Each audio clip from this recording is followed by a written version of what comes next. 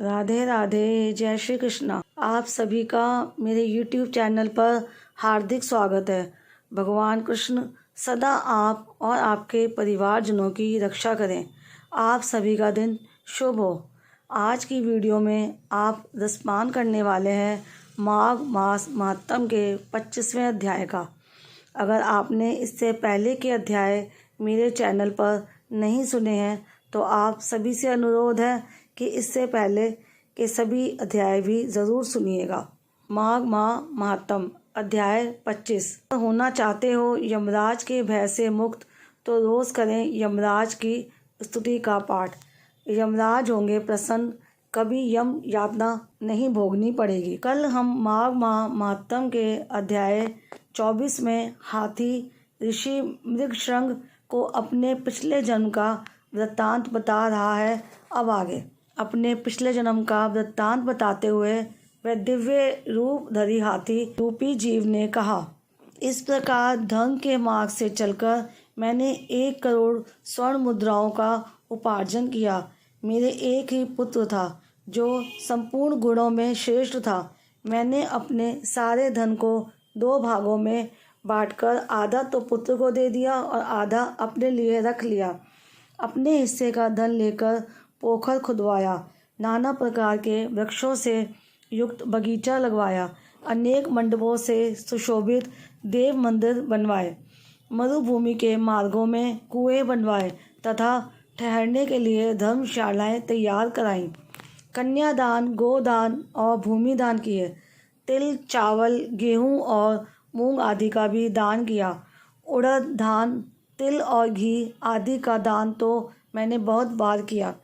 तदंतर रस के चमत्कारों का वर्णन करने वाला कोई कापलिक मेरे पास आया और कौतूहल पैदा करने के लिए कुछ करामात दिखाकर उसने मुझे अपने माया जाल में फंसाकर ठग लिया। उसकी करतूतें देखकर उसके प्रति मेरा विश्वास बढ़ गया और चांदी, सोना आदि बनाने के नाम पर मेरा सारा धन बर्बाद हो गया। उस कापालिक ने मुझे भ्रम में डालकर बहुत दिनों तक भटकाया। उसके लिए धन दे देकर मैं दरिद्र हो गया। माघ का महीना आया और मैंने 10 दिनों तक सूर्योदय के समय महानदी में स्नान किया, किंतु बुढ़ापे के कारण इससे अधिक समय तक मैं स्नान का नियम चलाने में असमर्थ हो गया। इसी बीच मेरा पुत्र देशांतर में चला गया, घोड़े मर गए, खेती नष्ट हो गई और बेटे ने वेश्या रख ली। फिर भी भाई बंधु यह सोचकर कि बेचारा बूढ़ा धर्मात्मा और पुण्यवान है, धर्म के ही उद्देश्य से मुझे कुछ सूखा अन्न और भात दे दिया करते थे। अब मैं अपना धर्म बेचकर कुटुंब का पालन पोषण करने लगा, केवल माघ स्नान के फल को नहीं बेच सका। एक दिन जिव्या के स्वाद के कारण दूसरे के घर पर खूब गले तक ठूसकर मिठाई खा ली। इससे अजिंड हो गया। अजिंड से अतिसार की बीमारी हुई और उससे मेरी मृत्यु हो गई। केवल माघ स्नान के प्रभाव से मैं 1 मनवंतर तक स्वर्ग में देवराज इंद्र के पास रहा और पुण्य की समाप्ति हो जाने पर हाथी की योनि में उत्पन्न हुआ। जो लोग धन बेचते हैं वे हाथी ही होते हैं। हे विप्रवर, इस समय आपने हाथी की योनि से भी मेरा उद्धार कर दिया। मुझे स्वर्ग की प्राप्ति करवाने के लिए आपने पुण्य दान किया है। हे मुनीश्वर, मैं कृतार्थ हो गया, कृतार्थ हो गया, कृतार्थ हो गया। आपको नमस्कार है, नमस्कार है, नमस्कार है। यूँ कहकर वह स्वर्ग को चला गया।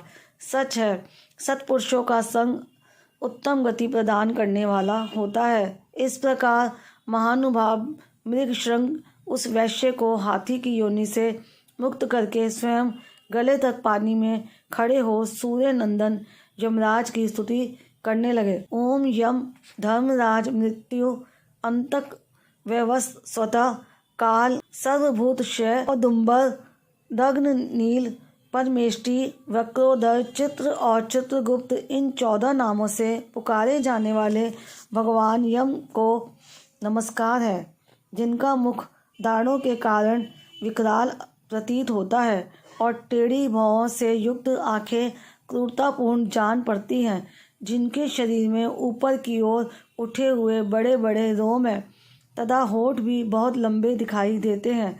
ऐसे आप यमराज को नमस्कार है। आपके अनेक भुजाएं हैं, अनंत नख हैं तथा कज्जलगिरी के समान काला शरीर और भयंकर रूप है। आपको नमस्कार है। हे भगवान, आपका वेश बड़ा भयानक है। आप पापियों को भय करते हैं। बहुत बड़ा भैंसा आपका वाहन है। आपके नेत्र दहकते हुए अंगारों के समान जान पड़ते हैं। आप महान हैं। मेरू पर्वत के समान आपका विशाल रूप है। आप लाल माला और वस्त्र धारण करते हैं। आपको नमस्कार है। कल्पांतर के मेघों के भांति, जिनकी गंभीर गर्जना और प्रलयकालीन वायु के समान प्रचंड वेग है, जो समुद्र को भी पी जाते हैं, संपूर्ण जगत को ग्रास बना लेते हैं, पर्वतों को भी चबा जाते हैं और मुख से आग उगलते हैं, उन भगवान यमराज को नमस्कार है। भगवान अत्यंत घोर और अग्नि के समान तेजस्वी, काल रूप मृत्यु तथा बहुत से रोग आपके पास सेवा में उपस्थित रहते हैं। आपको नमस्कार है। आप साधुओं पर सदा स्नेह रखते हैं, वाणी से उनमें प्राणों का संचार करते हैं, वचनों से संतोष देते हैं और गुणों से उन्हें सर्वस्व समर्पण करते हैं। सज्जन पुरुषों पर सदा संतुष्ट रहने वाले आप धर्मराज को बारंबार नमस्कार है, जो सबके काल होते हुए भी शुभ कर्म करने वाले पुरुषों पर कृपा करते हैं, जो पुण्य आत्माओं के हितैषी, सत्पुरुषों के संगी, धर्मात्मा तथा धर्म का अनुष्ठान करने वालों के प्रिय है।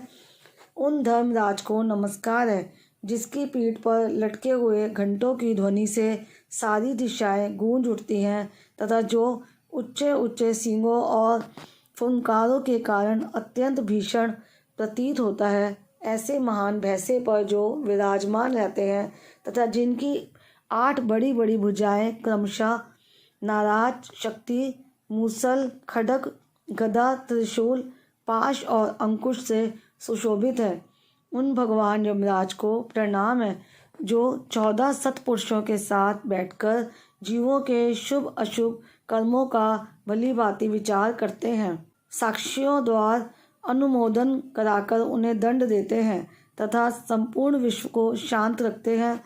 उन दक्षिण दिशा के स्वामी शांत स्वरूप यमराज को नमस्कार है। वो संपूर्ण विश्व से उत्कृष्ट, निर्मल, जगत के पालक, ब्रह्म, विष्णु और शिव के प्रिय, सबके शुभ अशुभ कर्मों के उत्तम साक्षी तथा समस्त संसार को शरण देने वाले, माता संज्ञा के सुयोग्य पुत्र तथा यमुना जी के ज्येष्ठ भ्राता आप यमराज को मेरा प्रणाम है।